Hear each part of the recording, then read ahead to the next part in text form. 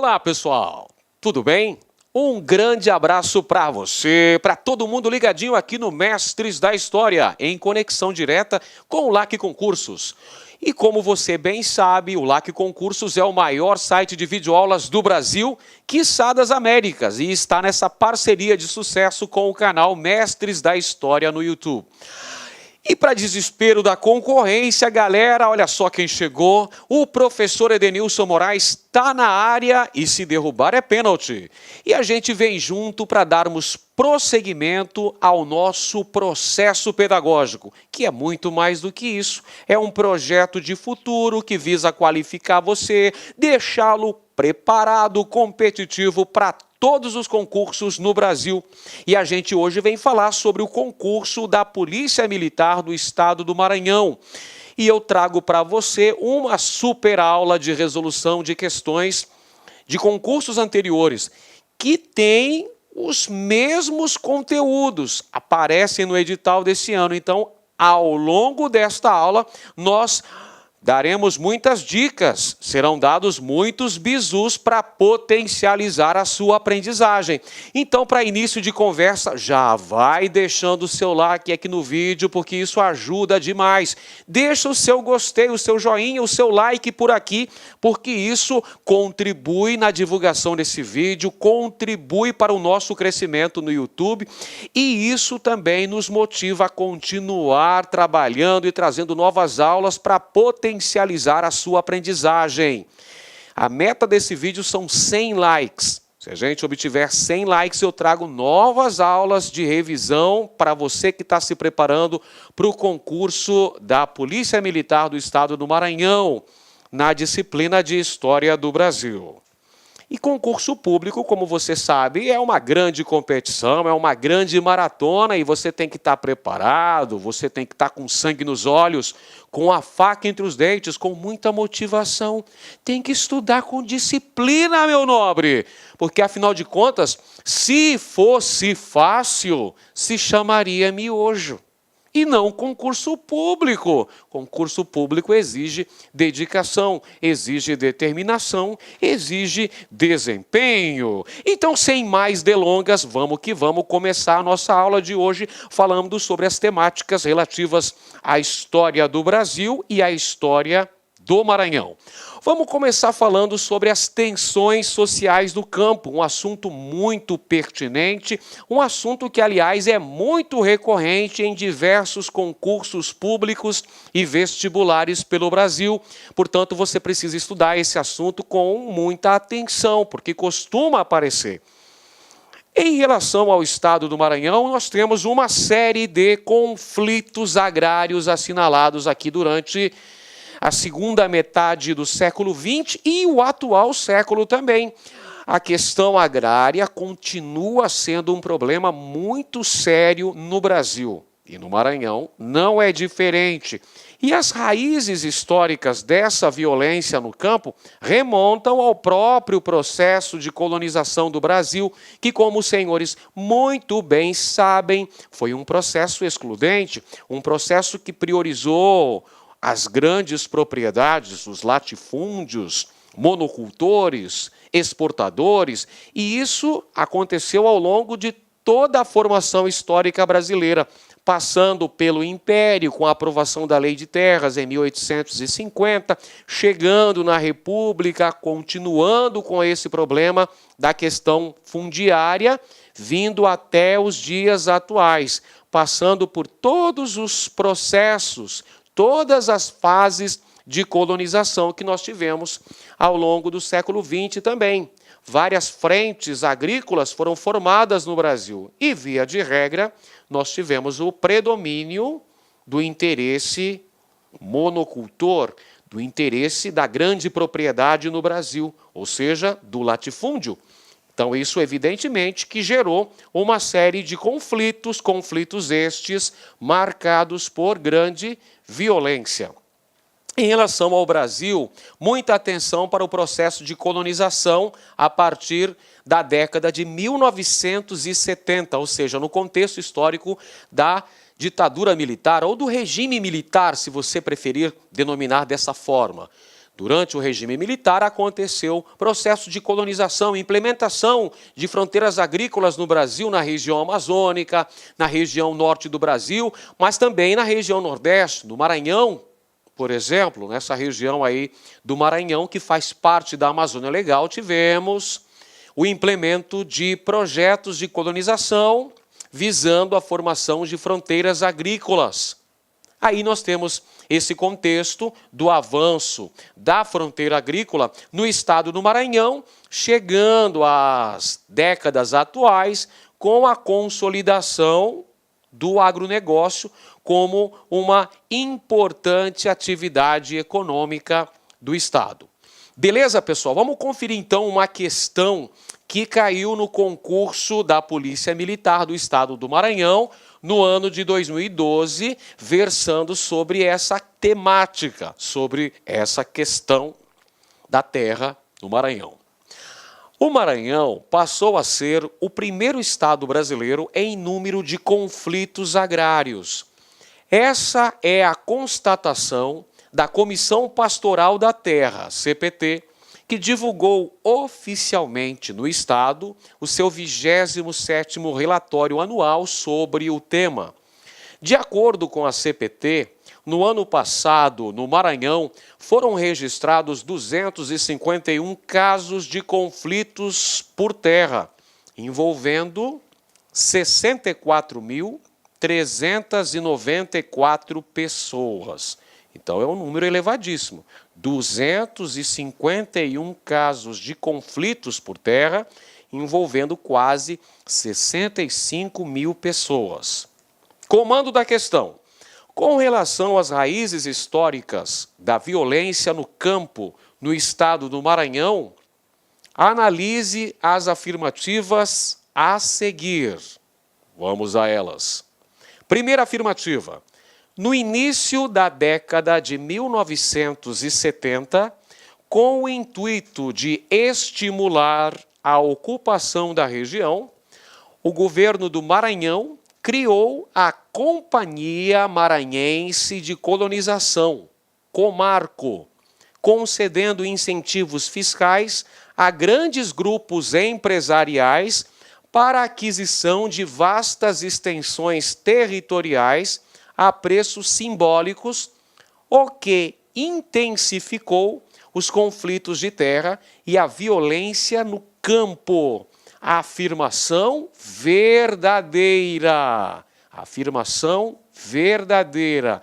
A partir da década de 70, ocorre no Maranhão esse processo de colonização recente. O governo do Maranhão cria uma companhia de colonização, a Comarco, que vai conceder uma série de incentivos fiscais a grandes grupos econômicos, que vão adquirir vastas extensões de terra a preços de banana, a preços simbólicos, e isso, evidentemente, gera conflitos de terra, com poceiros, com grileiros, com meeiros, com aquela galera que já estava ocupando essa terra antes da implantação desses grandes projetos de colonização. Portanto, a afirmação é verdadeira.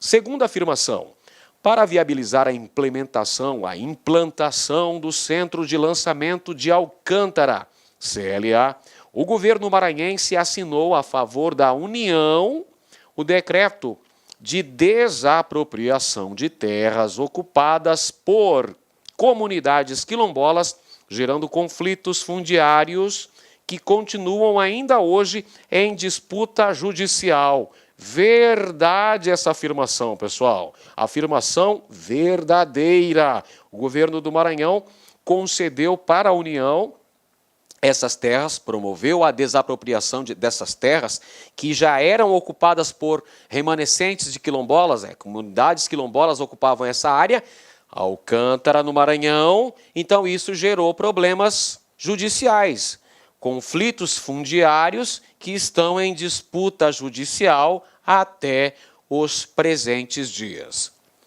Terceira afirmação, com o avanço do agronegócio na primeira década do século XXI, criou-se, olha só, uma nova fronteira agrícola. Vamos circular aqui esse termo, nova fronteira agrícola na região de Mapitoba, parte do Maranhão, Piauí, Tocantins e Bahia, o que valorizou a terra e aumentou os conflitos com poceiros tradicionais. Verdadeira essa afirmação. Nova fronteira agrícola brasileira é esse tal de Mapitoba, apesar do nome meio estranho, não é? Corresponde aos territórios que estão nos estados do Maranhão, Piauí, Tocantins e Bahia. Afirmação correta, afirmação verdadeira também. Então, vamos assinalar a alternativa que apresenta a frase dizendo que todas as afirmações estão corretas. Todas as afirmativas estão corretas. Então, é a letra E. Está aí para você, pode assinalar, gabarito, letra E. Todas as afirmativas estão corretas. Vamos que vamos, pessoal, vamos seguir em frente na nossa aula de revisão para você que está estudando firme, está estudando focado para o concurso da Polícia Militar do Maranhão. Pessoal, vou pedindo novamente para você deixar o seu like, deixar o seu joinha aí, ajudar o professor Edenilson Moraes a seguir nesse trabalho, seguir nessa empreitada no YouTube de democratizar o acesso à história do Brasil. E temos a nossa meta aqui também, nós também temos a nossa meta. A nossa meta é alcançar 20 mil inscritos até o final do ano e você vai nos ajudar. Você vai se inscrever e vai divulgar o nosso canal para que a gente possa continuar trazendo material de qualidade, produção de conteúdo de qualidade para você aqui no YouTube. Muito bem, pessoal, vamos para a próxima temática. Voto feminino no Brasil. Joinha, Hortência, joinha. Voto feminino no Brasil. Quando é que as mulheres conquistaram o direito do voto no Brasil? Aí você já lembra. As mulheres conquistaram o direito do voto no Brasil durante a Era Vargas. Ah, então, professor, quer dizer que foi o Vargas que concedeu esse direito? Gente boa o Vargas, não é? Pessoal, peraí. A conquista do voto feminino é fruto de um longo processo de luta. Um longo processo de luta do próprio movimento sufragista no Brasil. Desde as primeiras décadas do século XX, várias lideranças femininas já levantavam a bandeira do direito ao voto por parte das mulheres. Berta Lutz, por exemplo, foi uma das que mais empreenderam essa luta a favor do direito do sufrágio feminino. E isso vai concretizar-se na reforma eleitoral de 1932. Em 1932, nós tivemos a aprovação do novo Código Eleitoral no Brasil.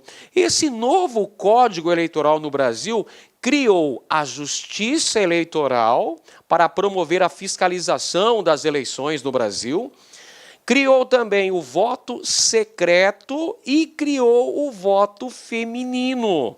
A Constituição de 1934, Constituição Liberal, promulgada em 1934, assegurou essa conquista para as mulheres. O direito ao voto está aqui, 1934, direito ao voto das mulheres. A Constituição brasileira assegurou essa conquista. A Constituição de 1934 ratificou o direito ao voto para as mulheres.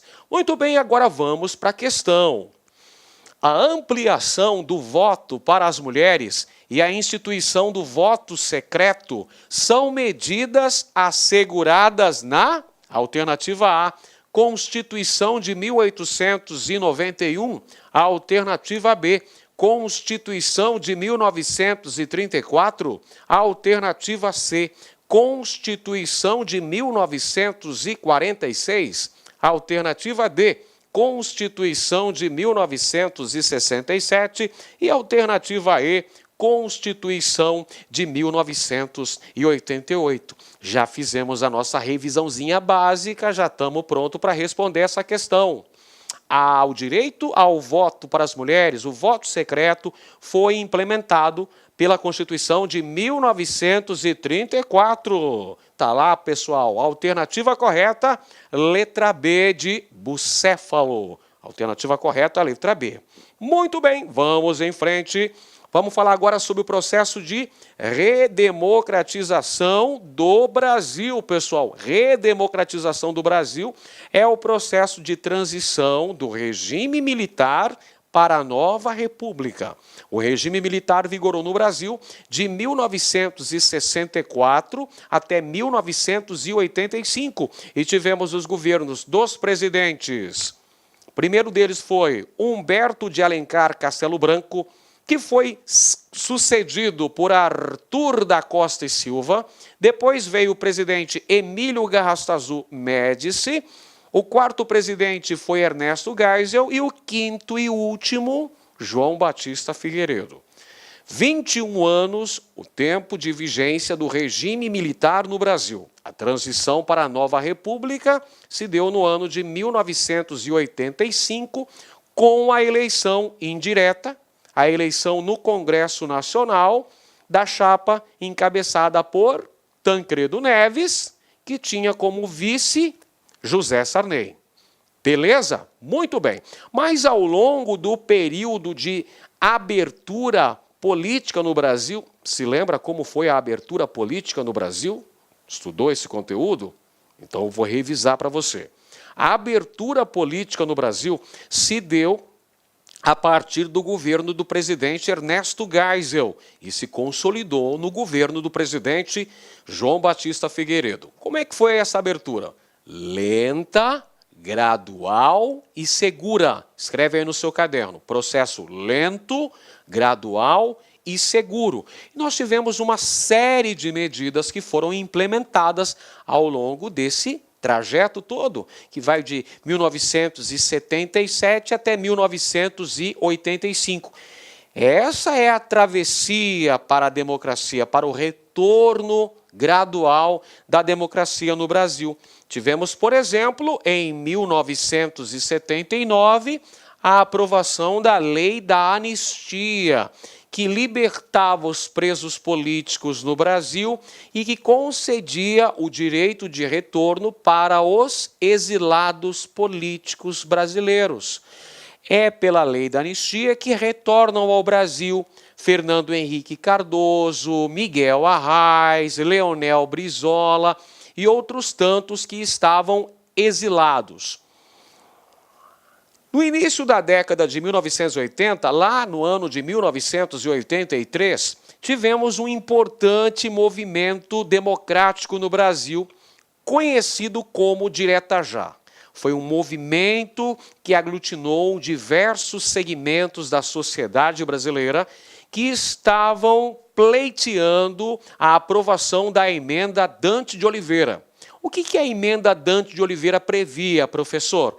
Previa a convocação de eleições diretas para presidente da República, que seriam realizadas no ano de 1985. Portanto, formou-se essa intensa campanha que contou com a participação de políticos, de intelectuais, de atores, cantores, até jogadores de futebol, alguns deles, como Sócrates, por exemplo, estiveram junto nesse processo das Direta Já, mas a emenda Dante de Oliveira foi derrotada no Congresso Nacional. Faltaram votos suficientes para que essa emenda passasse, não é?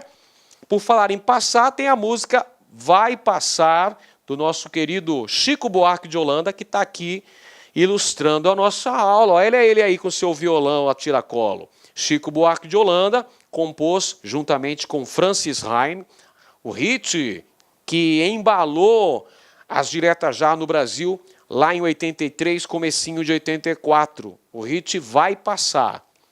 Então nós tivemos a eleição indireta de Tancredo Neves no Colégio Eleitoral, em 1985, derrotando o candidato apoiado pelo governo militar, que era o ex-governador de São Paulo, Paulo Salim Maluf. Então, quem venceu as eleições indiretas de 85 para presidente da República foi Tancredo Neves. que inaugurou uma nova fase da política nacional, conhecida como, anota aí no seu caderno, Nova República. Quem criou esse termo Nova República é esse simpático velhinho aqui, Tancredo Neves, que a propósito morreu em 21 de abril de 1985.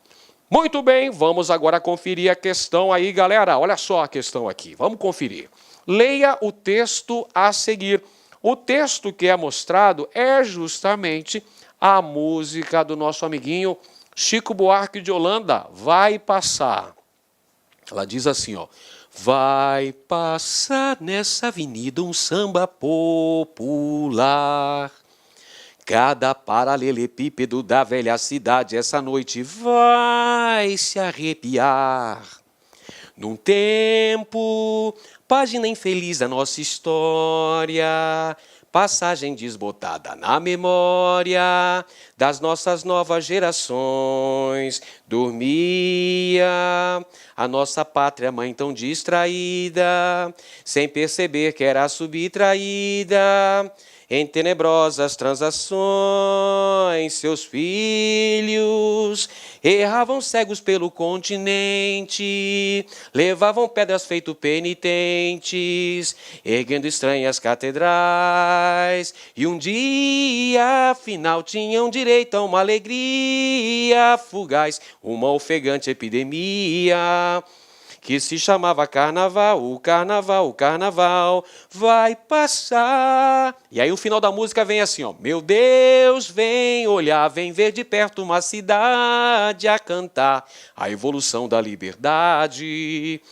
Até o dia clarear, ai que vida boa, lerê, ai que vida boa, lará, o estandarte do sanatório geral vai passar. Ai que vida boa, lerê, ai que vida boa, lará, o estandarte do sanatório geral vai passar. Muito bem, galera, essa é a música do Chico Buarque de Holanda, juntamente com Francis Haim, de 1984, que fala justamente sobre essa transição, a redemocratização do Brasil. Olha, gostou da performance do professor Edenilson? Se você gostou da minha performance, você escreve aqui nos comentários. Se você não gostou também, escreve aí, cara. O que você achou aí dessa interpretação da música Vai Passar por parte aqui do tio Ed? Comenta aí nos comentários, deixa o seu recadinho aí. Muito bem, pessoal. Chico Buarque e Francis Haim, assim como outros músicos e compositores brasileiros, usaram a sua arte para relatar fatos censurados e denunciar o regime militar. 1964-1984, burlando poeticamente a censura. O trecho do samba enredo Vai Passar refere-se a quê? Vamos analisar aqui as alternativas. Alternativa A. Ao fim da ditadura militar com a vitória das forças políticas de esquerda, representadas na eleição da chapa Tancredo Neves e Paulo Maluf pelo PMDB em 1985. Pessoal, quem é que fazia parte da chapa vitoriosa em 85? Tancredo Neves para presidente, José Sarney para vice-presidente. Paulo Maluf era o candidato adversário, perfeito? Paulo Maluf não estava na mesma chapa que Tancredo Neves. Alternativa B. Ao processo de impeachment do presidente Fernando Collor de Mello, primeiro presidente eleito por voto direto em 1989. Pessoal, você viu, a música é de 84. Como é que a música ia falar do impeachment de Collor, se o impeachment aconteceu em 1992? Só se o Chico Buarque de Holanda fosse mãe de Ná, meu companheiro. Não tinha como, né? Ia ser uma premonição, Nostradamus, não é? Nada a ver. O contexto da música é o processo das diretas já. Letra C. A campanha das diretas já, iniciada no final de 1983, que pressionava os políticos e o governo a aceitarem a emenda Dante de Oliveira propondo eleições diretas para presidente. Aí sim, meu companheiro, aí nós podemos analisar e assinalar sem medo de ser feliz a alternativa correta, letra C. Tem ainda a letra D, que diz que foi a aprovação do ato institucional número 2, o AI-2, que reativava a democracia e as eleições diretas para presidente da República no Brasil. Negativo. O AI-2 foi uma medida tomada pelo regime militar que implantava o bipartidarismo no Brasil. Extinguia todos os partidos políticos e permitia a existência de apenas dois: um partido de apoio ao governo, chamado de Arena, sigla que significa Aliança Renovadora Nacional, e um partido da oposição consentida, chamado MDB, que significa Movimento Democrático Brasileiro. Perfeito? Letra E, olha só, a atuação dos juristas que conseguiram estabelecer as primeiras eleições diretas por meio do sufrágio universal em 1985. Errada a afirmação, gente. Como vimos, a eleição de Tancredo Neves foi pela via indireta. Ele foi eleito no colégio eleitoral. Foram os políticos, os deputados, que votaram para a eleição indireta de Tancredo Neves no ano de 1985. Seguindo em frente na nossa caminhada, agora vamos falar sobre a Balaiada. A Balaiada foi uma importante revolta ocorrida na província do Maranhão. Olha o Maranhão nas cabeças aí, pessoal. História do Maranhão, vamos revisar aqui, vem comigo. A Balaiada foi uma importante revolta regencial ocorrida na província do Maranhão no ano de 1838. Portanto, a Balaiada ocorreu durante o período regencial. O período regencial é uma época de vacância no trono brasileiro. É o período da minoridade do príncipe herdeiro. Vai de 1831 até 1840. É um período histórico bastante convulsionado. É um período muito turbulento em que ocorreram diversas revoltas pelo Brasil.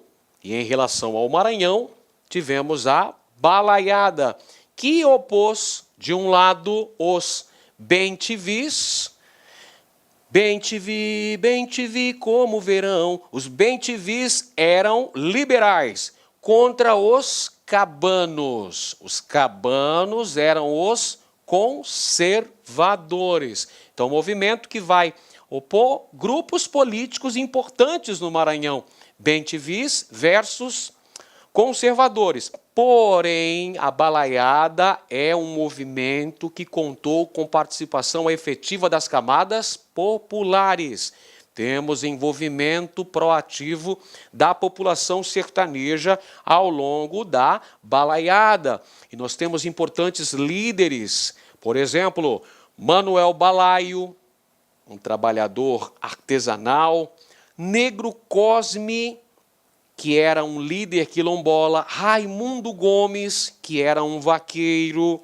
E a repressão a esse movimento, a Balaiada, foi feita por ninguém menos do que Luiz Alves de Lima e Silva. Lembra desse cara? Luiz Alves de Lima e Silva, o Duque de Caxias, fez a repressão militar contra a Balaiada no Maranhão. Foi um movimento reprimido com requintes de crueldade, com muita violência. O próprio Negro Cosme, por exemplo, foi enforcado ao final do movimento. Manuel Balaio também foi assassinado, o Raimundo Gomes também foi assassinado. Ou seja, foi um movimento bastante violento, um movimento que contou com a participação efetiva de camadas subalternas da população maranhense do século XIX. Muito bem, vamos para a questão agora, pessoal. Mais uma questão do concurso da PM Maranhão. Durante o período regencial, 1831-1840, ocorreram revoltas nas províncias do Norte, Maranhão e Pará, e nas do Sul, Santa Catarina e Rio Grande do Sul. Então, só para ilustrar, pessoal, nas províncias do Norte, Maranhão e Pará, nós tivemos revoltas. No Maranhão, a revolta da Balaiada. Balaiada no Maranhão. No Pará aconteceu a revolta chamada de Cabanagem. No Pará foi Cabanagem. E no Rio Grande do Sul, com Santa Catarina, prof, lá aconteceu a Revolução Farroupilha, também chamada de Guerra dos Farrapos, que foi a mais longa das revoltas brasileiras de todos os tempos. Muito bem. Vamos analisar agora o comando da questão. Isso é muito importante, isso é fundamental. Vamos lá? Está aí, na tela. As alternativas a seguir relacionam as causas da balaiada, revolta que eclodiu no Maranhão em 1838, à exceção de uma. Assinale-a. Então, olha só. A questão aponta várias características da balaiada e uma que não é característica da balaiada. Uma que está falando mentira sobre a balaiada, moçada. Então, você tem que ficar atento para isso. Alternativa A. Disputa política entre grupos da elite provincial, opondo bem-te-vis, os liberais, e cabanos, os conservadores. Essa afirmação é verdadeira, está correta. Alternativa B. A luta por melhores condições de vida dos sertanejos, liderada pelo artesão Manuel Balaio. Daí que vem o nome balaiada. Verdadeiro também. A insurreição dos escravos, conduzida pelo temido quilombola Negro Cosme. Verdadeiro também. O apoio dos liberais à radicalização popular da revolta, defendendo a abolição da escravidão. Pessoal, esses liberais aqui, olha só, eram grupos da elite. Grupos da elite tinham propriedades. Que eram essas propriedades? Eram a terra, propriedade da terra e propriedade de escravos. Vocês acham mesmo que eles eram a favor da radicalização da revolta, chegando a propor o fim da escravidão no Maranhão? Claro que não. Não iam contra seus privilégios econômicos. Então, essa é a exceção que estávamos buscando, alternativa D. Tem ainda a alternativa E, que fala sobre o descontentamento dos exportadores de algodão com as limitações impostas pela Corte à venda direta do algodão para a Europa. Verdade, afirmação correta. A única incorreta está na alternativa D. Continuamos falando sobre a história do Maranhão. Agora a gente vai falar sobre a adesão do Maranhão no processo da independência política do Brasil. Independência do Brasil que, como os senhores bem sabem, aconteceu em 1822, proclamada por Dom Pedro, às margens do Riacho Ipiranga. Maravilha, mas como é que foi a adesão do Maranhão ao processo de independência do Brasil? É isso que nós veremos agora. Houve resistência das autoridades portuguesas no Maranhão que não aceitavam reconhecer a nossa emancipação política, que queriam manter uma parte do norte do Brasil sob o domínio português. Autoridades políticas metropolitanas e autoridades militares vão pegar em armas, não reconhecendo a independência do Brasil. Comerciantes portugueses e exportadores de algodão eram contrários à independência do Brasil. Queriam deixar o Maranhão ainda sob a influência de Lisboa. Porém, a população maranhense era favorável ao processo de independência do Brasil e vai promover a formação de tropas populares que vão lutar pela consolidação de nossa emancipação política, tendo um episódio emblemático nesse contexto histórico, que foi a famosíssima Batalha de Genipapo de 1823, que vai assinalar uma importante página da luta pela consolidação da independência do Brasil no Maranhão. Importante capítulo, Batalha do Genipapo, uma ação militar importante que impede que Portugal se assenhore do Maranhão, que Portugal evite o Maranhão apoiando a independência do Brasil. A vitória das tropas brasileiras ali, vitória heróica até mesmo, pessoal, podemos dizer. A vitória heróica das tropas brasileiras, tropas populares mesmo, impedindo aí o general Fidier conquistasse o Maranhão, assegurasse o Maranhão para o domínio português. Vamos para a questão, olha só, quase um ano após o grito do Ipiranga, 1822, a província do Maranhão ainda se mantinha leal a Portugal e se recusava a aderir ao movimento de independência de Dom Pedro I. A respeito do processo de adesão do Maranhão à independência do Brasil, assinale a afirmativa correta. Alternativa A. A adesão foi atrasada pelas tropas do Ceará e do Piauí, que chegaram ao Maranhão nos primeiros meses de 1823 e apoiaram a formação de uma confederação independente reunindo as províncias do Nordeste. Falsa afirmação, pessoal. Falsa afirmação, porque há uma luta pela consolidação da independência do Brasil em várias províncias, na Bahia, no Piauí, no Maranhão, no Grão-Pará e até mesmo na província cisplatina, atual Uruguai. Então, a luta das tropas brasileiras é pela consolidação de nossa independência política. Alternativa B. A Batalha do Genipapo, travada em março de 1823, foi vencida pelos comerciantes portugueses e pela elite sertaneja ligada ao comércio de gado para o Nordeste, que se recusava a aderir à independência. Errada a afirmação. A Batalha do Genipapo é quando forças populares, armadas de instrumentos de trabalho como foices, machados, enxadas, facões, vão enfrentar as tropas portuguesas que desembarcavam no Maranhão sob a liderança do general Fidier. Essa é a Batalha do Genipapo.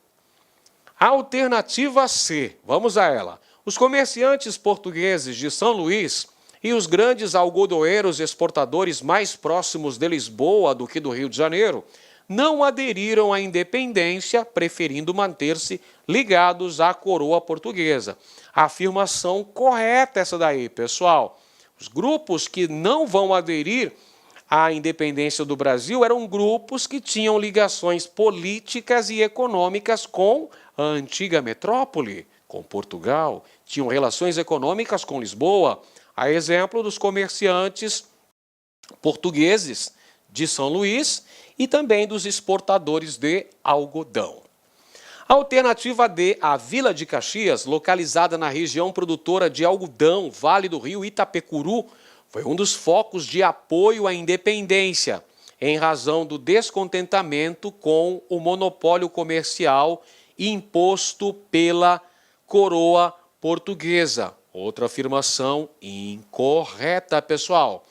O almirante britânico Lord Thomas Cochrane aportou em São Luís em julho de 1823, após ter apoiado a independência da província da Bahia, com o intuito de aumentar a presença inglesa no Atlântico Sul. Não, Lord Thomas Cochrane foi contratado pelo imperador Dom Pedro I como mercenário para combater as tropas portuguesas e expulsá-las do Brasil.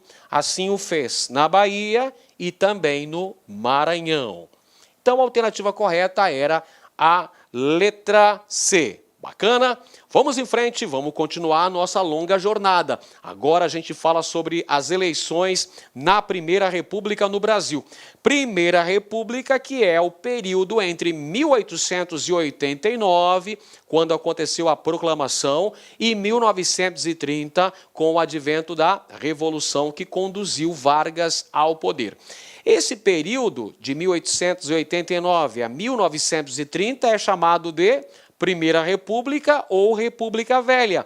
Uma fase da história do Brasil caracterizada pelo coronelismo, que era o poder exercido por grandes proprietários de terra, que através de seu poder econômico tinham também um grande poder político nas mãos, controlando o voto dos eleitores, através do chamado voto de cabresto que os senhores veem na tela aqui. O voto de cabresto era aquele em que o coronel exigia a fidelidade do eleitor. E o voto naquela época era voto aberto. Essas relações entre coronéis e seus agregados, seus eleitores, que faziam parte de seu curral eleitoral, eram marcadas por um clientelismo. E o que vem a ser esse clientelismo? São trocas de favores. O eleitor precisava de uma série de favores para conseguir um emprego, para conseguir matricular o filho na escola, para conseguir uma série de benesses, vamos dizer assim. Em troca, o coronel exigia a obediência cega, leia-se o voto nos candidatos que ele indicasse. Esse é o famoso voto de cabresto. E nessa época no Brasil, muita fraude aconteceram nas eleições. As eleições eram marcadas por fraudes, são as chamadas eleições de bico de pena. Muito bem, vamos para a questão aqui, pessoal. Observe a imagem. É aquela mesma imagem que eu já mostrei para você agora há pouco. A caricatura aí do Storm, que mostra as próximas eleições de cabresto. Temos o político, temos o eleitor. O político conduzindo o eleitor ali a rédea curta. E o eleitor, olha ele aqui, ó. O eleitor simbolizado por um burro, que vem depositar o seu voto aonde? Na urna. E quem é que está recebendo esse voto? É a soberania nacional, representada por uma mulher. Muito bem, vamos ao enunciado da questão. Nas primeiras décadas do Brasil republicano, um dos problemas mais graves do sistema eleitoral eram as fraudes, às quais se refere a charge para a revista Careta, de 1927. Muito bem, vamos lá conferir então. A respeito da charge, é correto afirmar. Ela ilustra o controle político que os grandes fazendeiros exerciam sobre os eleitores, conduzindo-os a votar nos candidatos que apoiavam. Pronto, joinha, joinha, resposta correta. Como é que era chamada essa prática? Voto de cabresto. Isso mesmo, meu caro concurseiro, voto de cabresto. Era o voto que o coronel exigia de seus agregados, daqueles que faziam parte de seu contingente eleitoral. Como é que era chamado esse contingente eleitoral? Curral eleitoral. É brincadeira?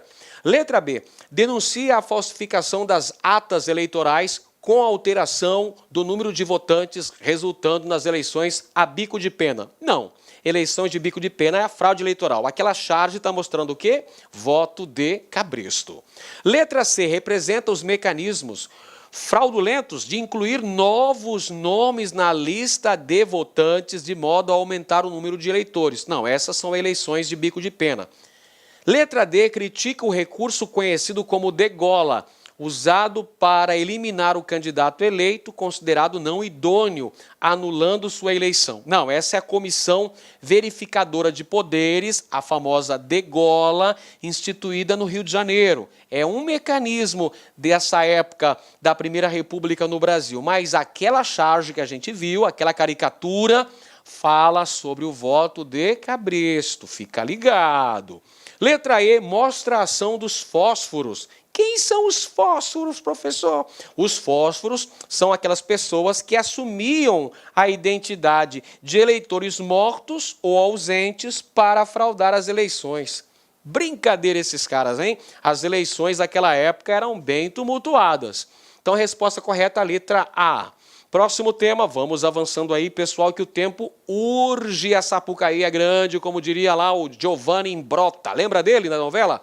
Giovanni Imbrota. Muito bem. Olha só, moçada, revolta de Beckman, ou revolta do Beckmão, como alguns falam, né? Alguns apontam. Revolta de Beckman aconteceu no Maranhão em 1694 e assinala o descontentamento dos senhores de terra, os senhores de engenho lá do Maranhão, contra a Companhia de Comércio do Maranhão, que era a empresa que fornecia, que tinha o monopólio para o fornecimento de inúmeras mercadorias para o Maranhão. Fornecia, por exemplo, escravos para o Maranhão. Essa revolta também era contra a Companhia de Jesus, pedia a expulsão dos jesuítas do Maranhão. Por que razão, professor? Porque os senhores de terra maranhenses, liderados por Manuel Beckman, Tomás Beckman e Jorge Sampaio, queriam escravizar os indígenas, e os jesuítas queriam usar os indígenas nos aldeamentos para promoverem a exploração das drogas do sertão e também para catequizá-los. Há uma violenta repressão da coroa portuguesa ao final desse movimento, com as principais lideranças sendo condenadas à morte. Mas a Companhia de Comércio do Maranhão foi extinta em 1685. A Companhia de Comércio do Maranhão foi extinta em 1685. E a Companhia de Jesus, que havia sido expulsa do Maranhão, pôde retornar. Vamos então para a questão aí, pessoal, do concurso da PM Maranhão. Em 1682, foi criada a Companhia de Comércio do Estado do Maranhão, que recebeu do Estado português o privilégio de monopolizar o comércio do açúcar e da arrecadação de impostos. Em troca, a empresa deveria fornecer escravos, utensílios, equipamentos e alimentos aos colonos a juros baixos, criando uma relação comercial exclusiva, ou seja, um estanco, né? Monopólio. Muito bem. O não cumprimento desse acordo, qual que é esse acordo, pessoal? O acordo é que essa empresa deveria fornecer mercadorias, equipamentos, utensílios, alimentos e escravos a juros baixos. Perfeito? O não cumprimento desse acordo gerou o quê? Essa empresa não cumpriu esse acordo. Por exemplo, deveria abastecer o Maranhão com 500 escravos por ano. Não conseguiu atingir essa meta. O não cumprimento dessa meta gerou o quê? Letra A. Permitiu a instalação de um governo autônomo no Maranhão? Nada disso. A alternativa B. Foi o principal motivo para a revolta dos colonos maranhenses? Alternativa correta. Como é que é chamada essa revolta? Revolta de Beckman. E vai se voltar contra a Companhia de Comércio do Maranhão e contra a Companhia de Jesus, os padres jesuítas. A alternativa C, eliminou o pacto colonial e abriu os portos às potências estrangeiras? Claro que não. A abertura dos portos às nações amigas só acontece bem depois, lá em 1808, no período joanino. A alternativa D, estimulou o uso do trabalho livre para sustentar as atividades produtivas? Lógico que não. Qual era a mão de obra que os senhores de terra maranhenses usavam? Escravos. E eles, como não tinham escravos africanos, desejavam então escravizar os indígenas. E letra E, criou um mercado interno exclusivo para o Estado português. Não. A única alternativa correta é que esses fatores mencionados no enunciado da questão deram origem a uma revolta conhecida como Revolta de Beckman, que aconteceu no Maranhão no ano de 1684. Muito bem, próxima questão. Vamos falar agora sobre Segundo Reinado, aliás, sobre a Primeira República, a transição do Império para a República no Brasil. Vamos falar sobre o processo de imigração estrangeira para o Brasil, com destaque para a imigração europeia. Olha só quem apareceu para ilustrar nossa aula aí. Mário e Luigi, italianos da gema, não é, pessoal? Foi feita uma intensa propaganda no exterior para atrair essa galera aqui, ó, os imigrantes, para serem mão de obra nas lavouras do café, olha o café aí, a produção do café, e também para trabalharem na incipiente industrialização do Sudeste brasileiro.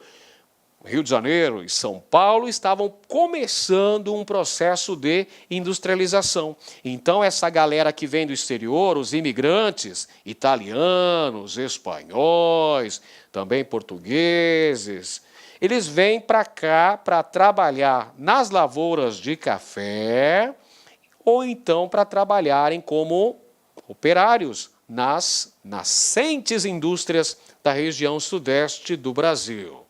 Pronto, vamos lá para a questão, pessoal. Olha que legal, a questão mostra um cartaz. Olha só, observe a imagem a seguir. Está aqui a imagem, olha que legal, uma questão com uma ilustração. Tio Ed adora ilustração. Você pode perceber que na minha aula sempre tem ilustração. Isso torna a aula mais atrativa, facilita a sua aprendizagem, o seu desenvolvimento cognitivo. Olha que bonito. Está aqui, pessoal, o mapa mostrando a Europa, não é? Lá em cima da Europa. E aqui está o Brasil, com destaque para o estado de São Paulo. Veja que na propaganda o estado de São Paulo ficou bem maior do que ele realmente é, né? O estado de São Paulo, e tem aqui o Porto de Santos. O Porto de Santos que recebia esses imigrantes. Olha o que está escrito na revista aqui. O imigrante. O imigrante. A imagem acima reproduz a capa do primeiro número, 1908. Vamos ver, a data é muito importante. Você tem que olhar a data que foi produzido esse material. 1908, da revista O Imigrante. Então, isso aqui é uma revista. O nome dela é O Imigrante, um periódico informativo de propaganda. Então, essa revista era de propaganda para atrair os imigrantes para virem para o Brasil. Para virem para o Brasil trabalharem como mão de obra livre assalariada. Trabalharem nos cafezais, não é, pessoal? E trabalharem também nas indústrias. Bacana! Um periódico informativo e de propaganda distribuído para os imigrantes que desembarcavam no Porto de Santos, em São Paulo. Então, o cara chegava em Santos, Porto de Santos, em São Paulo, já recebia aí a revistinha para conhecer um pouco do Brasil, para saber para onde que ele ia ser deslocado para uma frente de trabalho, que poderia ser na lavoura do café ou então poderia ser na nascente indústria paulista. Bacana. A respeito da imagem, assinale a afirmativa correta. Ela retrata a imigração europeia para o Sudeste, incentivada pela expansão da lavoura do café e pela industrialização nascente. Olha que beleza! De primeira já achamos a resposta correta. Que legal! De bate pronto. Nem precisou fazer esforço. Foi na maciota, mamão com açúcar. Alternativa correta, letra A. Vamos conferir as outras. Letra B, ela marca o fim da importação de trabalhadores africanos em função da abolição do tráfico e o processo de industrialização do Brasil, que requisitava uma mão de obra qualificada. Pessoal, você percebeu por que é importante analisar a data em que esse documento foi produzido? Você lembra a data aqui, ó? 1908, já é século XX, já é período republicano no Brasil. E nós sabemos muito bem que o fim do tráfico negreiro no Brasil foi em 1850, com a aprovação da Lei Eusébio de Queiroz. E a abolição da escravatura foi 13 de maio de 1888. Perfeito? Então, olha só, pessoal. Já 20 anos depois da abolição. Então, para com isso. Afirmação incorreta essa letra B. Letra C, ela mostra o custeio por parte do governo brasileiro da vinda de imigrantes europeus para branquearem a nação. Não é nada disso que está mostrando a imagem, pessoal. Letra D, ela representa o reconhecimento do Brasil com o mercado de investimento de capitais e, por isso, o fluxo intenso de investidores estrangeiros. Nada disso é mostrado na imagem, na capa da revista O Imigrante. Letra E, ela especifica que o estado de São Paulo utilizava trabalho assalariado em que predominava a mão de obra de afrodescendentes. Nada disso, pessoal. É o imigrante europeu, mão de obra livre, assalariada, poxa vida, de europeus. Está mostrando o mapa? Então é a alternativa E, a correta. Próxima questão, Era Vargas, outro tema que você precisa revisar com muita atenção. Era Vargas despenca nos concursos militares. Vamos ver aqui, pessoal, corporativismo na Era Vargas. Vargas foi o criador da política do populismo no Brasil, ou seja, de uma grande apropriação com a massa trabalhadora. O principal sustentáculo da política varguista no Brasil foi o apoio que ele tinha dos trabalhadores urbanos. Não é à toa que Vargas vai ficar conhecido como o pai dos pobres, por conta da aprovação da legislação trabalhista. Olha aí o 1º de maio aqui, pessoal. Em 1º de maio de 1943, foi aprovada a consolidação das leis trabalhistas de Vargas, a CLT, que era inspirada na Carta del Lavoro de Benito Mussolini. Então, fica atento. Vargas cria essa política de aproximação, de sustentação, de governabilidade baseada na aliança com as classes trabalhadoras, fazendo com que os sindicatos ficassem atrelados ao Ministério do Trabalho. Esse atrelamento é chamado de corporativismo. Todos os sindicatos precisavam ser filiados ao Ministério do Trabalho.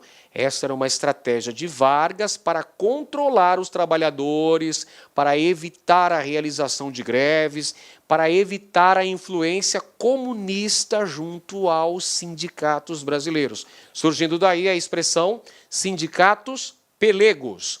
Temos também a ocorrência de grandes solenidades. Já mostra aqui na imagem, pessoal. 1º de maio. 1º de maio é o que mesmo? Isso aí, Dia do Trabalhador. Vargas usou de grandes celebrações, grandes comemorações para fazer desfiles, para fazer os seus imponentes discursos. Aliás, como é que o Vargas começava os seus discursos? Ele começava sempre com a frase: trabalhadores do Brasil.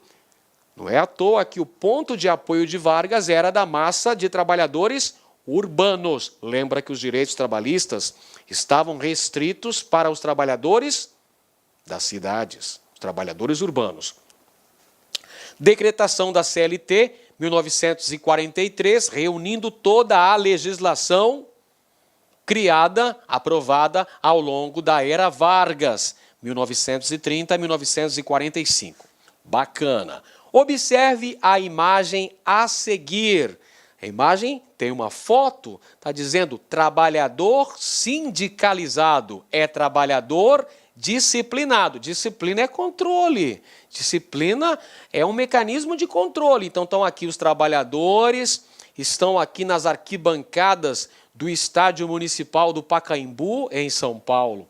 Desfile do dia 1º de maio de 1944. Você tem que olhar na legenda, se aparecer uma fotinha, se aparecer uma caricatura, um desenho, uma tabela, uma charge, fica atento aqui, pessoal, fica atento na legenda. Isso aí ajuda você a responder corretamente essa questão. Tudo bem? Então, olha só, desfile de 1º de maio de 1944 em São Paulo, no Estádio Municipal do Pacaembu.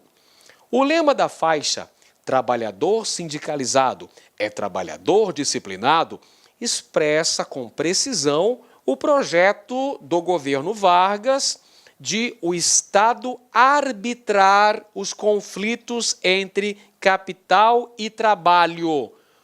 O Estado seria, então, uma espécie de árbitro, uma espécie de juiz para intermediar os atritos entre a classe trabalhadora e a classe empresarial. Como é que é chamada essa relação? Corporativismo. Vamos lá. Dentre as medidas listadas a seguir, assinale a que indica esse aspecto do trabalho, do trabalhismo de Vargas.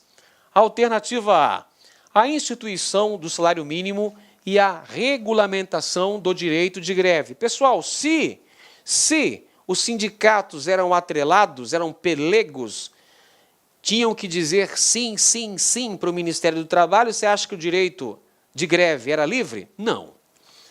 Alternativa B, a consolidação das leis do trabalho e a regulamentação do trabalho infantil. Não, pessoal. Vargas regulamentou o trabalho da mulher e o trabalho do menor, permitindo que o menor trabalhasse só a partir dos 14 anos e em regime de meio expediente.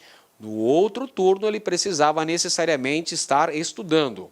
Letra C, a garantia da estabilidade do emprego e autonomia sindical. Pergunto, se os sindicatos eram atrelados ao governo, eles eram autônomos? Eles tinham liberdade de funcionamento? Lógico que não. Alternativa D, a intensificação do controle sindical e as grandes solenidades cívicas do dia 1º de maio. Viu como era legal você ler a legenda, o que estava trazendo naquela foto? Pronto, a alternativa correta. Uma forma de manter o controle, a disciplina dos sindicatos era através dessas grandes solenidades cívicas e nada melhor do que 1º de maio para tentar convencer os trabalhadores do Brasil a continuarem apoiando o pai dos pobres, seu GG, nosso amiguinho Getúlio Vargas. Letra E, o regime de livre negociação salarial e a liberdade de associação dos trabalhadores. Não, gente, não tinha nem livre negociação porque o Estado intermediava as relações entre patrões e empregados. E também não havia liberdade sindical, porque os sindicatos estavam atrelados ao Ministério do Trabalho. Vamos conferir mais uma questão agora. A gente fala sobre Juscelino Kubitschek e o plano de metas. Muito bem, o plano de metas era um arrojado projeto de desenvolvimento econômico e industrial do Brasil que pode ser sintetizado na expressão 50 anos em 5. Eu tenho certeza que você já ouviu essa expressão em algum momento da sua vida acadêmica. 50 anos em 5. Desenvolver o Brasil ao longo dos 5 anos do governo do presidente JK, o equivalente a 5 décadas. 50 anos em 5. Projeto arrojado, hein? Metas elevadíssimas. 50 anos em 5, plano de metas, visando o desenvolvimento econômico do Brasil, o aumento da industrialização em nosso país, a construção de uma série de obras infraestruturais e o desenvolvimento também do setor de bens de consumo duráveis no Brasil. Tudo isso ao longo do governo de JK, entre 1956 e 1961. Bacana? Beleza, então. Qual que é a meta síntese? Você sabe que o plano de metas, vou anotar aqui, porque é importante. O plano de metas apresentava 30 metas. Legal, professor. Mas qual é a chamada meta síntese? A meta síntese do plano de metas, ela não estava nessas 30 aqui, pessoal. Não estava. Mas se tornando a meta fundamental do governo JK. Vou dar uma dica para você. Vou dar uma dica. Ela foi inaugurada no dia 21 de abril de 1960, no Planalto Central. E hoje é a capital do Brasil. Agora ficou fácil, né, professor? Agora ficou uma teta, fala a verdade. Tranquilo, né? Brasília. A construção de Brasília, inaugurada em 1960 pelo presidente JK. Vamos então conferir a questão. Olha só. Analise a tabela a seguir. Olha só que tabela, galera. Olha só. Vamos lá. O que a tabela mostra? Ao ser eleito, Juscelino Kubitschek anunciou o seu plano de metas para desenvolver a economia brasileira e gerar, nos 5 anos de seu mandato, 50 anos de crescimento. Olha que proposta arrojada. Vamos lá. Energia elétrica em 1000 kW. A previsão era de 2 milhões de quilowatts, foi realizado 1.650.000, ou seja, 82%. Carvão, em 1.000 toneladas, foram produzidas 1 milhão de toneladas, a previsão era 1 milhão de toneladas, foi realizado 230.000 toneladas, 23%. Petróleo, produção em 1.000 barris por dia. A previsão era de 96.000 barris por dia. Foi realizado 75.000 barris por dia, ou seja, 76%. Petróleo refino, 1.000 barris por dia. A previsão era 200.000 barris por dia. Foi realizado 52.000, o equivalente a 26%. Ferrovias, 1.000 quilômetros. A previsão era a construção de 3.000 quilômetros de ferrovia. Foi realizado apenas 1.000 quilômetros, ou seja, 32%. Rodovias, construção em 1.000 quilômetros. Previsão, 13.000 quilômetros de rodovia. Atenção aqui. A previsão do governo JK, no plano de metas, era a construção de 13.000 quilômetros de rodovia. Foram construídos 17.000 quilômetros de rodovias, ou seja, superou a expectativa, o equivalente a 138%. Rodovias pavimentadas, em 1.000 quilômetros. A previsão era pavimentar 5.000 quilômetros de rodovias não pavimentadas. Quanto foi realizado? 0. Nem 1 quilômetro. Quantos por cento? 0. Aço, em 1.000 toneladas. A previsão era de 1.100.000 toneladas de aço. Quanto foi realizado? 650.000, o equivalente a 60%. Cimento, em 1.000 toneladas. Previsão, 1.400.000 toneladas. Quanto foi realizado? 870.000, o equivalente a 62%. E, finalmente, carros e caminhões em 1.000 unidades. A previsão era a fabricação de 170.000 automóveis no Brasil. Foram produzidos 133.000 automóveis no Brasil. O equivalente, então, a 78%. Vamos lá. Com base nos dados da tabela, assinale a afirmativa correta. Vamos conferir então, gente. Alternativa A. A industrialização brasileira nesse período caracterizou-se pelo desenvolvimento de bens de consumo correntes, voltados para os trabalhadores urbanos de baixa renda. Eu pergunto para você, automóvel, naquela época, era para trabalhador de baixa renda? Não. Bens de consumo duráveis voltados para pessoas de classe média no Brasil. Alternativa B. O setor no qual o Estado brasileiro mais investiu nesse período foi o de infraestrutura para a indústria, sobretudo no campo da energia elétrica e do transporte rodoviário. Beleza, pessoal, você viu quantas rodovias foram construídas ao longo do governo JK? Então houve uma prioridade máxima. E perceba, não foram as indústrias automobilísticas que foram implantadas no Brasil nessa época, no governo JK? Meu amigo, para vender carro, você precisa do quê? Precisa de rodovias. Precisa-se construir rodovias, senão o carro vai rodar onde? Rodovia vicinal só? Não, claro que não, precisam de pavimentação. Então há um investimento, todo um incentivo na produção de rodovias no Brasil. Correta a letra B. Letra C, o setor de bens duráveis, automóveis e eletrodomésticos foi o novo setor no qual o Estado brasileiro passou a investir diretamente, financiando a indústria nacional. Não, pessoal, até porque esse crescimento econômico é fruto de, olha só, a conjugação do capital estatal. O capital estatal foi investido basicamente no setor de infraestrutura, pessoal. O capital estatal foi investido maciçamente no setor de infraestrutura, construção de rodovias, produção de energia elétrica, extração de petróleo, extração de minério de ferro. Infraestrutura foi o foco de atenção do governo.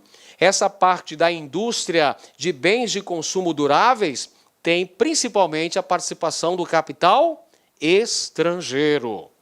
Letra D, o modelo econômico agroexportador continuou predominando, com investimentos no café, na soja, na borracha, para complementar a indústria automobilística. Apareceu ali no dado? Você viu em algum momento falando de café, falando de soja, falando de borracha naquela tabela, pelo amor de Deus? Claro que não. Então está errada essa afirmação.